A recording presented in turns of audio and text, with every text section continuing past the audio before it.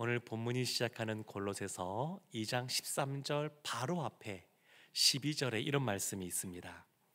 너희가 세례로 그리스도와 함께 장사되고 또 죽은 자들 가운데서 그를 일으키신 하나님의 역사를 믿음으로 말미암아 그 안에서 함께 일으키심을 받았느니라. 내일 모레죠. 세례식이 있습니다. 근데 그 세례가 갖고 있는 아주 중요한 가장 중요한 의미는 뭐냐면 죄인인 이전에 내가 죽고 그리스도와 함께 연합하여서 새롭게 살게 되었다고 하는 그것이 가장 중요한 세례의 의미라고 할 수 있습니다. 근데 보면 바울이 골로새 교회 성도님들에게 너희는 그리스도와 함께 장사되었고 하나님으로 말미암아 다시 일으키심을 받은 자들이다, 이것을 말했습니다. 한국 교회가 쉽지가 않습니다. 사실 저희 교회만 보면 또 제가 가까이서 교제하는 분들 보면 교회들마다 큰 어려움이 없는 것 같아요. 참 이렇게 하나님 부으신 은혜가 있어서 참 쉽지 않은 이 상황이라고 하지만 제가 가까이 교제하시는 분들을 보면 다 교회마다 은혜들이 넘칩니다. 참 어렵다고 하는 한국 교회의 상황 속에서도 참 은혜들이 넘쳐요. 그래서 어떤 면에서는 실감이 좀 덜 됩니다. 근데 노예만 이렇게 좀 눈을 돌려보더라도 주일학교가 없는 교회가 꽤 많습니다. 그렇게 보면 이렇게 위기의 상황인 걸 느끼게 되죠. 그러면 왜 한국 교회가 이렇게 어려워졌는가? 여기에 대한 많은 이야기들이 이미 많은 것들이 연구되어졌고 분석되어 있지만 그 중에 하나는 뭐냐면 한국 교회는 그동안 어떤 것을 많이 강조했냐면 우리가 늘 성령 충만 이런 것도 강조하고 있는 것처럼 충만을 강조했습니다. 충만을 강조한 것이 잘못이 아닙니다. 나쁜 것이 아닙니다. 그런데 그 전에 전제가 있는데 그게 뭐냐면 비움입니다. 비움. 그냥 채워지는 것이 아닙니다. 여기 이 물컵이 있는데 이 물이 이 안에 내용물이 없어야 물이 온전하게 채워지지 않겠습니까? 그러니까 우리 안에 뭔가를 비워내야 됩니다. 그 비움이 뭐냐면 우리의 욕심, 정욕, 탐심 이런 것들입니다. 이런 것들을 비워내고 그 비워낸 것에 무엇인가 채워져야 되는 것이죠. 그러니까 우리가 예수 그리스도로 말미암아 십자가에 죽게 되었다라고 하는 것은 이와 같은 우리의 욕심, 우리의 정욕, 우리의 탐심 이런 것들이 이제 비워지게 되었다라고 하는 건데, 근데 예수님 믿고 우리가 늘 성령 충만도 강구하고 하나님의 주신 은혜를 늘 충만하게 받기를 강구하면서도 동시에 우리가 갖고 있는 그런 어떤 욕심에 대한 것들을 비우지 못하니까, 그러니까 제대로 된 그러한 신앙생활 하기가 어려웠던 것입니다. 그리스도인이나 어떤 사람들이냐? 그리스도인이라고 하는 것은 세례를 통해서 구약시대에는 할례죠. 그걸 통해서 그리스도 안에서 죽은 자들입니다. 죽은 자들, 예수 그리스도와 함께 장사된 자들입니다. 십자가에 못 박혔다라고 하는 것은 나는 확실하게 죽었다, 그 의미입니다. 그리고 예수님의 십자가에서 부활이 있지 않습니까? 그걸 말미암아 나도 확실하게 살아났다. 이것이 12절에서 말하고 있는 내용이었습니다. 예수 그리스도와 함께 장사되었지만 하나님이 다시 일으키셨다. 그래서 13절 말씀부터 보게 되면 그러면 하나님이 우리를 살리셨는데 하나님이 우리를 살리셨다는 것이 무슨 의미인가? 그것이 오늘 본문부터 그 내용이 나옵니다. 15절까지 그 내용이 나오는데 먼저 13절 말씀을 보도록 하겠습니다. 13절 말씀 함께 합독하겠습니다. 또 범죄와 육체의 무할례로 죽었던 너희를 하나님이 그와 함께 살리시고 우리의 모든 죄를 사하시고. 범죄라고 하는 것은 고의로 죄를 짓는 겁니다. 그냥 본인도 의식하지 못하는 사이에 부지불식간에 짓는 그런 죄가 아니라 여기서 말하는 범죄는 고의로 짓는 겁니다. 고의로 짓는 것. 그러니까 하나님께서 금지하신 것이 있죠. 근데 하나님께서 하지 말라고 금지했음에도 불구하고 자신의 정욕과 탐심으로 말미암아 고의로 짓는 죄, 거기서 말하는 범죄입니다. 그리고 육체의 무할례, 육체의 무할례는 이방인이라는 뜻입니다. 그런데 너희는 어떤 사람들이냐? 골로새 교회는 이방인들이 주로 있는 그러한 성도님들이 있는 그러한 교회입니다. 너희는 어떤 사람들이냐?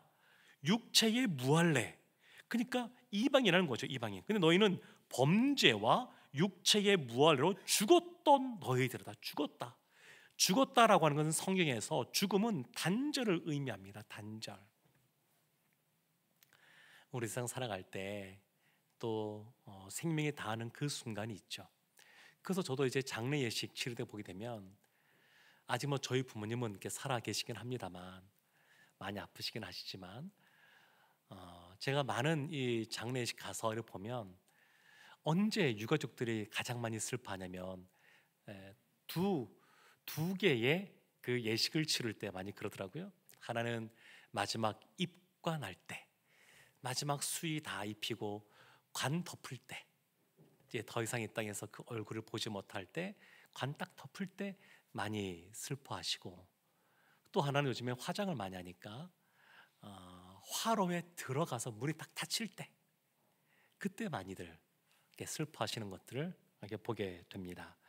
그러니까 죽음이라는 것은 단절을 말하는 거죠. 단절. 그러니까 여기에서 이 단절이라는 것은 뭐냐면, 우리가 세례로 말미암아 그리스도와 함께 장사되었는데 이것은 단절되던 것이죠. 요즘 보면 이 나무, 요즘에 그 가로수 가지치기 하는 걸 많이 봅니다. 요즘 우리 교회 옆에 많이 가지를 잘라내는데, 보십시오. 가지를 잘라냈습니다. 나무에서. 그러면 잘려진 가지는 살아있는 걸까요? 죽어 있는 걸까요? 가지에 잎도 달려 있고 아직, 그리고 어떤 경우에는 열매가 맺혀 있는 그런 과실 수도 있습니다. 근데 그 가지가 잘렸습니다. 그러면 그 가지를 살았다고 말할 사람들은 없습니다. 왜 그럴까요?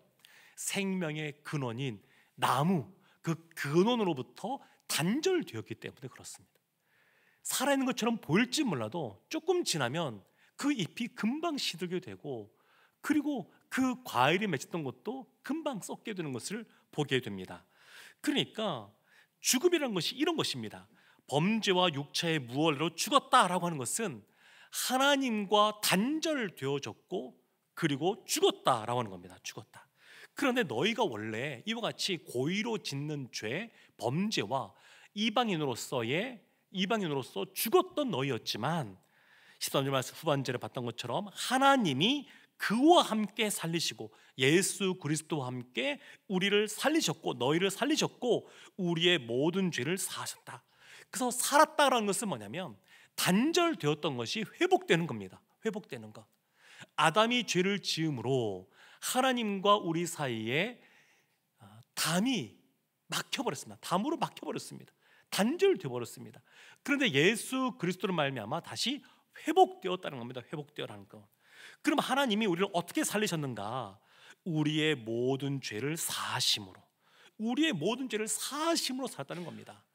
그러니까 우리 예수 그리스도 안에서 죽었던 우리가 하나님으로 말미암아 살아났는데, 일어났는데, 우리가 살았다고 하는 것은 뭐냐면 죄가 사함 받았다고 하는 것, 그것을 의미합니다. 또 14절에 우리가 살아났다라고 하는 것을 무엇을 의미하는지 14절에 이렇게 말하는데요. 우리 14절 말씀도 함께 합독하겠습니다. 우리를 거스르고 불리하게 하는 법조문으로 쓴 증서를 지우시고 제하여 버리사 십자가에 못 박으시고. 우리를 거스르고 불리하게 하는 법조문, 이 법조문이라는 것은 규정된 율법을 말합니다. 규정된 율법의 규정들, 그 법조문, 규정된 그 율법들, 그것으로 쓴 증서가 있다는 것이죠.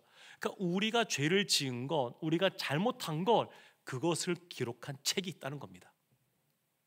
우리가 태어나서 지금까지 살아오면서 지은 그러한 죄와 잘못을 기록해 놓은 책이 있다는 겁니다. 증거물이 있다는 거예요. 그런데 그와 같은 것을 하나님이 지우시고, 그 이 기록되어 있는 그 죄를 지워버리는 겁니다. 지워버리셨다는 거. 또 그것을 뭐로 표현하면 제하여 버리사, 아예 그 책을 없애버렸다는 겁니다. 없애버렸다는 거. 지우는 거를 넘어서서 없애버리셨고, 거기다가 십자가에 못 박으시고, 십자가에 못 박았다는 것, 다시 그것을 만들 수도 없게, 다시 쓸 수도 없게 그렇게 했다는 겁니다. 우리가 하나님 앞에서 살았다고 하는 것은 그리스도 안에서 우리가 죄사함 받았다는 것이고, 그 말은 우리의 모든 죄와 허물이 하나님 앞에서 깨끗하게 되었다는 겁니다. 깨끗하게. 하나님이 그걸 더 이상 다 지워버리시고 잊어버리셨다는 겁니다. 우리의 삶을 괴롭히는 것들이 있죠. 인생을 살아오면 살아올수록 과거를 돌이켜보면서 참 우리를 힘들게 하는 그러한 기억들이 있습니다. 괴롭게 하는 것이 있습니다. 때로는 그것이 죄가 되기도 하고요, 어떤 경우에는 그것이 실패가 되기도 합니다. 어떤 때는 그것이 어떤 아픈 상처가 끝까지 우리를 남아서 괴롭히기도 합니다. 그런데 예수님께서 그와 같은 죄에 대한 그러한 기억들, 또 상처에 대한 기억들, 실패에 대한 것들, 그런 것들을 다 지우시고 제하여 버리시고 십자가에 못 박아 버리셨다는 겁니다. 보면 못 박으시고 그랬잖아요. 그러니까 앞으로 너의 모든 죄를 지워줄 거야, 제하여 버릴 거야, 십자가에 못 박아 앞으로 그렇게 할 거야, 그것이 아니라 이미 그렇게 하셨다는 겁니다. 그러니까 우리가 어떠한 존재냐, 예수 그리스도와 함께 장사되고 그리고 예수 그리스도와 함께 살아난 존재인데, 이미 우리는 죄가 사함받은 존재이고, 우리의 모든 우리를 괴롭히고 아프게 하는 상처와 또 실패와 그러한 죄로부터 벗어난 존재가 되었다는 겁니다. 하나님이 그렇게 만드셨다는 거예요. 그렇게 만드셨다고 하는 거. 그래서 그리스도인으로 살아가는 사람들이 받는 가장 큰 은혜가 뭐냐면, 우리가 예수님 안에서 깨끗한 존재가 되었다는 겁니다. 깨끗한 존재. 제가 저희 어머니한테 가끔 옛날 이야기를 들을 때가 있는데, 제가 그 구남매 중에 막내 아니겠습니까? 그러다 보니까 제가 태어났어도 그냥 업고 일을 계속 하셔야 됐었습니다. 늘 그러셨지만, 근데 하실 말씀이 그거예요. 그냥 뙤약볕에 농사 짓고 하니까 어떻게 할 수 없잖아요. 그러니까 아이를 딱 그냥 등에 딱 메고 이렇게 밭일도 하고 그렇게 하고 하루 종일 그냥 이렇게 일하다 보면 애도 지치고 엄마도 지치고. 근데 놀라운 게 뭐냐면, 집에 와서 비누 쓰지 않아도 물로만 얼굴을 싹 닦아줘도, 몸을 닦아줘도 애가 반짝반짝 빛나더라고 그러시더라고요. 접니다, 저. 물로만 씻어줘도 얼굴에 빛이 났대요. 네. 이런 말씀을 자주 많이 하죠. 여러 번 하셨습니다. 그래서 굉장히 제 인상적이었어요. 근데 실제로 아이들이 좀 그렇지 않습니까? 뭔가 이렇게 오일을 쓰지 않고 이렇게 안 써도 애들 물로만 씻어서 깨끗해지는 거죠. 물로만 씻어도. 제가 군에 있을 때 그 좋은 군대여서 명절 때를 되면 옆에 덕구 온천이라고 물이 아주 좋은 온천이 있습니다. 울진에 있는, 거기에 가서 목욕을 하고 왔습니다. 근데 부대원들이 다 갔거든요. 부대원들이 다 가서 온천에 가서 목욕을 딱 하고 오면 부대 안에서 샤워할 때랑은 차원이 다르게 다 얼굴에서 빛이 납니다. 광채가 나요. 거기에서 따뜻한 그 온천 그 물에서 목욕을 나오면 그렇게 얼굴이 빛이 납니다. 생각해 보십시오. 사람이 그렇게 물로 씻기만 해도, 그리고 온천에서 때 좀 이렇게 좀 불리고 또 깨끗하게 나오기만 해도 얼굴이 다 같이 변하고 환해지는데, 예수 그리스도 안에서 이와 같이 깨끗했다는 것은 비교가 되지 않는 겁니다. 이거는 비교가 되지 않을 만큼 사람은 예수님 때문에 죄 용서함 받고 깨끗했다고 하는 것은 이전과는 다른 완전히 새 사람이 되었다는 겁니다. 새 사람. 지금 바울이 그것을 말하고 있습니다. 비결 썼을 만큼 빛이 나는 우리가 서로를 보더라도 깜짝 놀랄 만큼 예수님 믿으면서 신앙생활을 할 때에 사람이 변해갑니다. 이제 제자반 하시는 우리 성도님들 계시는데 이제 좀 있으면 끝나거든요. 제가 구체적으로 다 물어보지는 못했습니다. 얼마나 많이 변하셨는지. 네, 아마 변했을 겁니다. 네. 제가 올해 사역반 해서 보니까 하신 분들이 또 변한 모습들을 제가 보게 되었는데, 이런 거 하면서 변합니다. 안 변하지 않습니다. 세상에서는 뭐 사람은 변하지 않아 이런 얘기도 많이 하고, 특히 나이가 든 상태에서는 더더구나 변하지 않는다 말할지 몰라도 예수님 안에서 변하지 않을 사람은 없습니다. 다 변합니다. 제가 목회하면서도 이와 같은 대전제가 없다 그러면 하기가 힘들겠죠. 근데 진짜 변합니다. 예수님께서 변화시키지 못할 사람이 없습니다. 예수님께서 우리의 모든 죄를 사하셨고 우리의 모든 죄악을 도말하시기 때문에 예수님 안에서 다 깨끗해지고, 그리고 환한 사람들로 다 변모되어지게 됩니다. 이와 같이 하나님 앞에서 살아간다고 하는 건, 그것도 뭘 말하는 거냐? 살았다고 하는 건 15절 말씀 이렇게 말합니다. 우리 15절 말씀 함께 합독하겠습니다. 통치자들과 권세들을 무력화하여 드러내어 구경거리로 삼으시고 십자가로 그들을 이기셨느니라. 통치자들과 권세들, 세상의 악한 세력을 말합니다. 세상을 잡고 있는 이와 같은 통치와 권세자들을 무력화하여 드러내요. 그들을 무력화하여 벌거벗은 존재가 되겠다는 겁니다. 수치를 주는 거죠. 수치스럽게 벌거벗게 만드신다는 겁니다. 그리고 구경거리로 삼으셨습니다. 십자가로 그들을 이기셨다. 이 말은 예전에 전쟁이 벌어지고 전쟁에서 승리하게 되면 전쟁에 승리한 개선 장군이 먼저 앞에서 말을 딱 타고 행진을 시작합니다. 아주 위풍당당하게 행진을 하게 되죠. 그리고 맨 마지막 행렬, 그 승리한 행렬의 가장 끝에는 무엇이 따라오게 되냐면 전쟁하면서 잡힌 포로들, 또 획득한 것들, 그런 것들이 따르는 겁니다. 이것이 지금 그런 걸 말하는 겁니다. 예수님께서 십자가에서 승리하시기 때문에 개선장군으로서 앞에서 이끌어 가시고, 그리고 이 세상의 통치자들과 권세자들은 무력화되어지고 구경거리가 되어서 끝에서 비참하게 이렇게 공개적으로 끌려오는 그런 모습이 되었다는 겁니다. 그러니까 예수님께서 승리하시고 세상의 악한 존재들이 패배한 것이 우리가 살아났다고 하는 그러한 모습을 보여주기도 합니다. 그러면서 16절 말씀부터 보게 되면 골로새 교회의 성도님들을 힘들게 했던 거짓 교훈들에 대해서 말합니다. 지금 바울이 그런 문제가 있었기 때문에 서신서를 써보내는 건데, 그들 가운데 어떤 문제가 있었느냐? 16절 말씀 우리 함께 합독하겠습니다. 그러므로 먹고 마시는 것과 절기나 초하루나 안식일을 이유로 누구든지 너희를 비판하지 못하게 하라. 먹고 마시는 것, 절기나 초하루나 안식일을 이유로 비판하지 못하게 하라. 이 말은 비판하는 사람들이 있다는 겁니다. 무엇으로 비판하냐면 먹고 마시는 걸로. 구약에 보면 음식법이 있었습니다.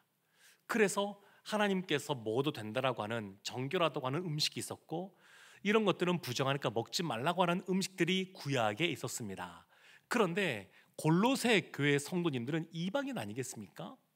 이방 그리스도인들인데 그들에게는 이와 같은 율법을 적용하지 않는 걸로 이미 예루살렘 공회에서 결정이 다 되었습니다. 그래서 그걸 강조하지 않아야 되는데, 그런데 그걸 비판하는 사람들이 있는 겁니다. 원래 그곳은 유대의 공동체가 굉장히 강력한 곳이었기 때문에 유대의 영향을 받은 사람들, 또 유대에서 내려온 사람들, 이런 사람들이 비판하는 겁니다. 너희들이 그렇게 먹는 것 아니야. 예를 들면 돼지고기 같은 거 되겠죠. 그런 거 먹으면 안 돼. 왜 너희들 이렇게 안 하느냐? 이렇게 자꾸 말하는 겁니다. 마시는 것은 약간 좀 이제 설명이 더 많이 필요하긴 한데, 나시린들 같은 경우는 포도주를 이렇게 금했습니다.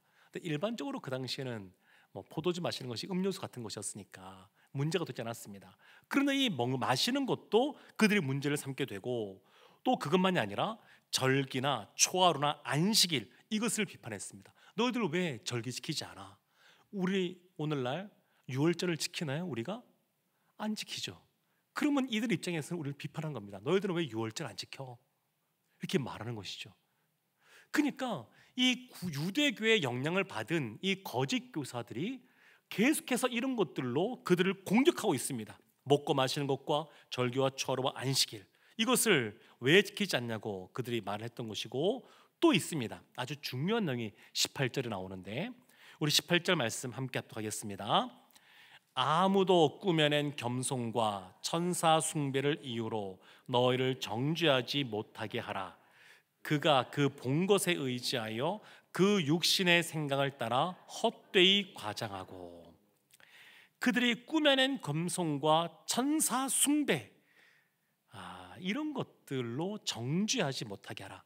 그들이 정죄한다는 겁니다. 거짓 교사들이 꾸며낸 겸손과 천사 숭배, 원래 이 원에서는 겸손이라고 나와 있는데 번역을 의역을 한 겁니다. 꾸며낸 이라는 것을 붙였습니다. 왜냐하면 여기서 말하는 겸손은 우리가 생각하는 긍정적인 의미에서의 겸손이 아니라 부정적 의미에서의 겸손이기 때문에 꾸며낸 겸손, 남들이 볼 때 나는 겸손한 사람이야, 이걸 알 수 있도록 꾸며낸 그런 겸손을 여기에서 말합니다. 그리고 천사 숭배, 이 천사 숭배는 크게 해석이 두 가지로 나눠지게 됩니다.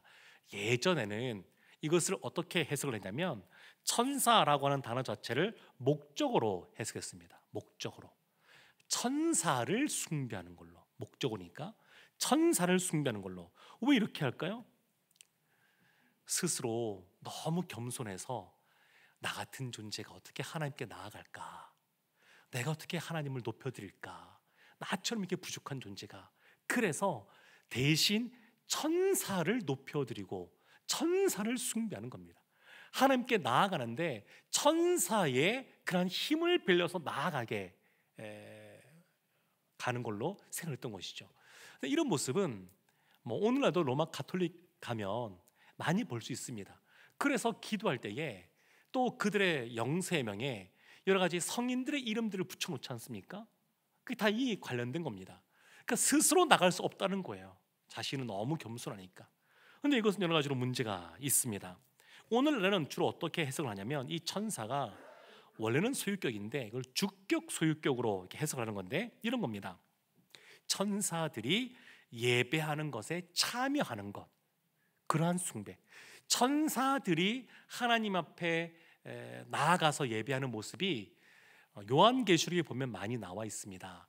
요한이 하늘나라에 올라갔을 때 그때 그들이 천사들이 하나님 앞에서 꿇어 경배하는 모습 많이 나와 있습니다. 그들이 그와 같이 예배에 참여하는 것을, 그것을 보는 것, 그것을 말하는데, 이렇게 볼 때 꾸며낸 겸손은 뭘로 해석할 수 있냐면 금식 같은 걸로 볼 수 있습니다. 남에게 드러내는 그런 금식, 그러니까 뭔가를 이제 드러내는 거죠. 드러내는 거. 이것을 한마디로 말하면 뭐라고 표현하냐면 영지주의다, 이렇게 표현합니다. 영지주의라고 하는 것은 이게 사실은 골로새 교회에 아주 그들을 괴롭혔던 문제였고, 이 시대상의 그런 문제였고, 사실은 그때만이 아니라 오늘날에도 모양은 다르지만 이 영지주의가 여전히 판을 치고 있습니다. 영지주의는 말 그대로 영적인 지식이 중요하다는 겁니다. 영적인 지식이 고귀하다는 겁니다. 그러면서 동시에 무엇을 말하냐면 영적인 것이 고귀하니까 육적인 것을 무시하는 그런 겁니다. 그러니까 내가 영적으로 구원을 받았어요? 중요하죠. 너무너무 중요하죠. 내가 영적으로 구원 받았으니까 이제 육적으로는 별로 가치 없는 거니까 이렇게 살아도 되고 저렇게 살아도 되고 욕심과 정욕과 탐심으로 살아도 되고, 그렇게 이야기하는 겁니다. 이 영지주의입니다. 영지주의. 지난 2000년 역사 속에서 기독교를 끊임없이 공격하던 내용이 사실은 이런 내용들이었습니다. 사실은 외부적으로든 내부적으로든 여러 가지 공격들이 있었습니다.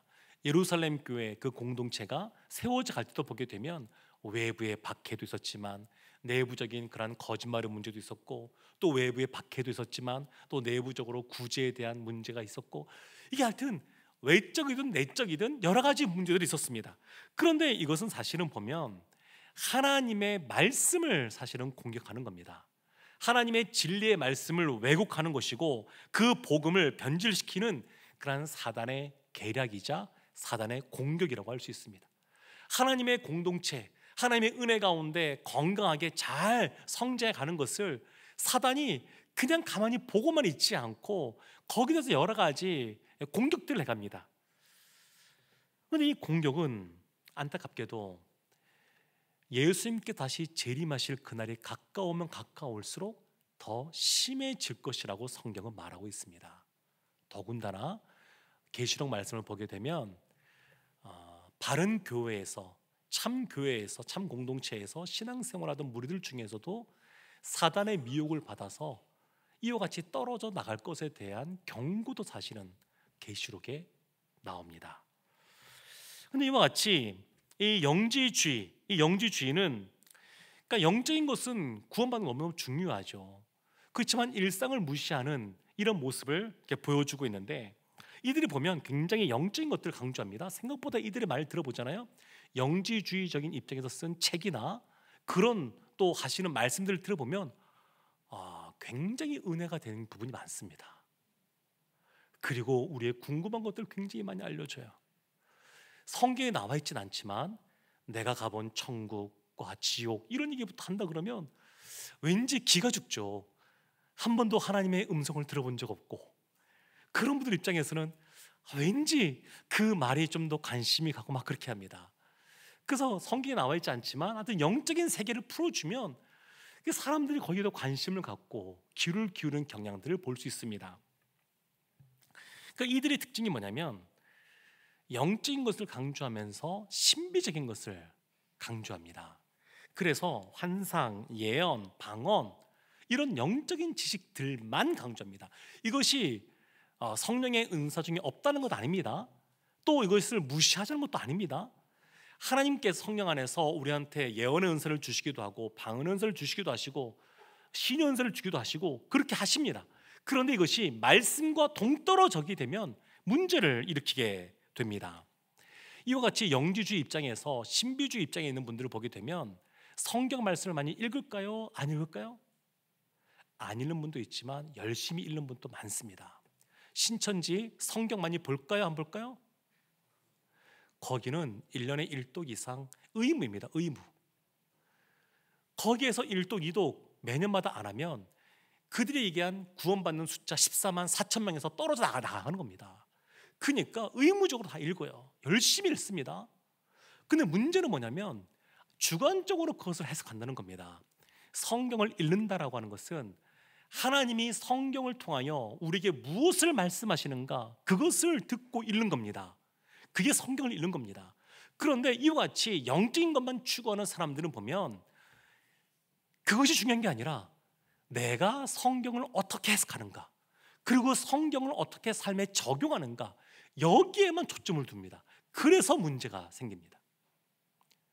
하나님이 성경 말씀을 통해서 우리에게 알려주고자 하는 말씀들이 있는데 그것보다 내가 어떻게 받아들이는가, 생각보다 신학을 공부하다 보게 되면 이런 문제가 아주 심각하게 도드라지게 됩니다. 우리가 늘 똑같은 단어, 표현을 쓰기도 하거든요. 자유주의 신학자들하고 또 그들이 쓴 글이나 이야기를 듣다 보게 되면 처음에 헷갈려요. 왜냐하면 우리가 쓰는 단어랑 똑같이 쓰거든요. 근데 그 의미가 다릅니다. 의미가 달라요. 그 처음에 들으면 그렇구나 싶다가도 이게 뭐지 이런 생각들이 듭니다. 근데 나중에 보면 의미가 달라요. 예수를 믿는다 그래도 우리가 믿는다는 의미와 달라요. 다릅니다. 그래서 예수님께서 행하신 표적과 기사를 우리는 있는 그대로 믿지만 그들은 그걸 있는 그대로 안 믿습니다. 달라요. 그들이 믿는 게 다릅니다. 근데 이들 보게 되면 이와 같이 성경을 많이 읽지만 그것을 자신의 어떤 주관적인 해석으로 그것을 받아들이게 된다 그러면 하나님께서 무엇을 말씀하시는지 온전히 받아들이지 알지기가 어렵습니다. 그래서 사실 우리 신앙생활 하면서 신앙의 경건에 아주 유익한 것이 뭐냐면 성경을 읽고 묵상하는 것 아니겠습니까? 그래서 큐티하는 것 굉장히 좋습니다. 묵상하는 것 굉장히 좋습니다. 다만 성경 말씀에 기반하지 않는 그러한 묵상은 오히려 해가 될 수도 있습니다. 그래서 이 말씀이 기준이 되지 않은 그러한 해석들로 가게 되면 문제가 생기기 쉽습니다. 예언도 그렇습니다. 오늘날도 예언의 은사 받는 분 계시거든요. 근데 이 예언이라고 하는 것은 예자가 미리 예자가 아닙니다. 맡길 예자입니다. 맡길 예. 말씀 원자이고. 그러니까 하나님의 말씀을 맡긴 사람, 그 사람이 예언자이고, 예언이라고 하는 것은 하나님의 말씀을 맡겼다는 의미입니다. 말씀을 맡겼다는 것이지 무당처럼 미래를 점치는 것이 예언이 아닙니다. 그래서 이 말씀이 항상 기준이 되어야 됩니다. 복음주의 교회에 있다고 하면서 또 우리가 다 아는 아주 유명한 그런 목사님 중에서 꽤 수년 전에 관상기도라고 하는 것을 많이 퍼뜨렸습니다. 굉장히 심각한 내용입니다. 우리가 다 알만한 목사님이고 교회 목사님이시고 영향력 있는 분이시죠. 그렇지만 그분이 그 관상기도라는 것을 말합니다. 명상을 말합니다. 근데 굉장히 이것은 위험합니다. 이단적 사상이 있는 내용들입니다. 분명히 이렇게 말할 수 있을 만큼 위험한 겁니다. 그런데 이런 것들을 그냥 유명한 목사님이 말하니까, 큰 교회 목사님이 말하시니까 그걸 있는 그대로 받아든다 그러면 아주 이렇게 어려운 일을 겪을 수도 있습니다. 항상 기준은 하나님이 말씀에서, 성경에서 무엇을 말씀하시는가, 항상 이것이 기준이 되어야 됩니다. 그래서 관련해서 어떤 것들이냐면 이런 것들이 있죠.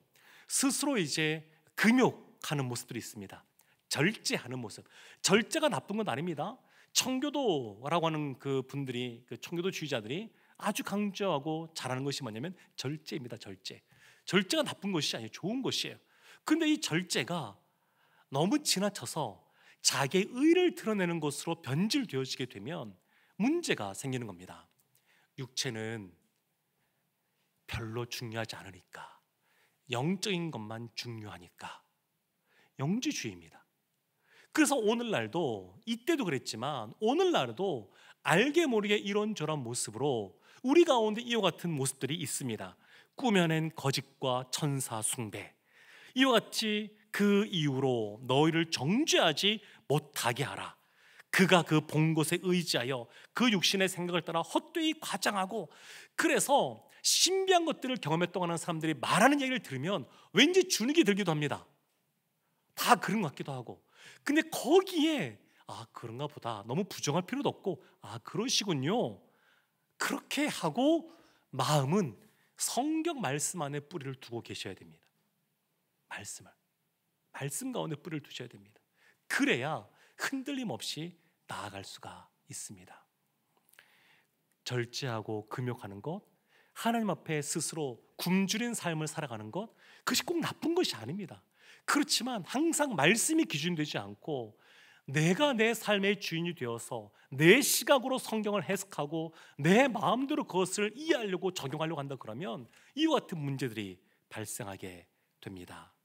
사랑하는 성도 여러분, 바울이 지금 이런 모습을 지금 지적하고 경고하고 있습니다. 우리는 예수 그리스도와 함께 죽었고 예수 그리스도와 함께 살아난 사람들입니다. 오직 그 예수 그리스도가 우리의 삶의 기준이 되어야 됩니다. 그러면 이와 같은 기준을 갖고 있으면 우리의 삶 속에 여러 가지 어려운 일도 있죠. 이제 일주일 남았는데 수능 지금 우리 고등학생들 들어왔거든요.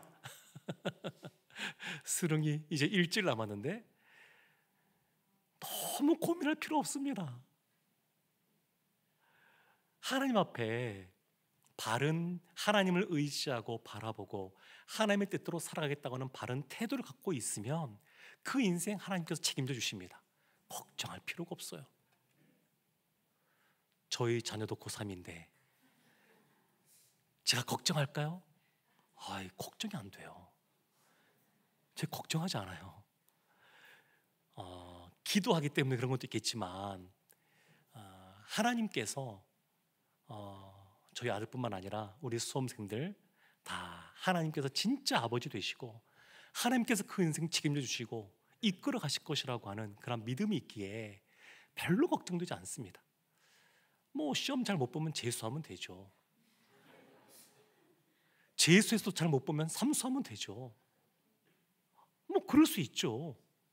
그것이 뭐가 그렇게 어렵겠습니까? 그렇다고 제가 재수할 거로 생각하고 있지는 않습니다. 그렇지만 기도할 때는 항상 될 줄로 믿고 기도하는 거니까 그 기도하고 있습니다. 그렇지만 이것이 그게 중요한 것이 아닙니다. 내 욕심과 탐심과 정욕이 아니라 오직 내가 예수 그리스도와 더불어 죽은 만큼 예수 그리스도와 더불어 살았다고 하는 것을 알고 늘 주님 안에서 내 자신을 비워내면 하나님께서 거기에 온전한 충만함을 허락해 주십니다. 예수 그리스도 안에서 충만함을 경험할 수 있습니다. 우리가 그렇게 삶을 살아갈 수 있고 그렇게 살아가라고 예수님께서 말씀하고 있습니다. 사랑하는 성도 여러분, 우리가 오늘 기도할 때도 그러기를 원합니다. 내 모든 것 다 주 앞에 내려놓고 주님께서 내 삶의 주인 되심을 인정하고 내 안에 두려움과 근심과 걱정과 염려가 있다 그러면 주님 앞에 이것을 있는 그대로 고백하고 주님께서 가져가시고 내 안에 평안으로 찾아와서 함께 계시기를 간구하기를 원합니다. 하나님께서 우리 기도보다 더 놀랍게 하실 줄로 믿습니다. 아멘.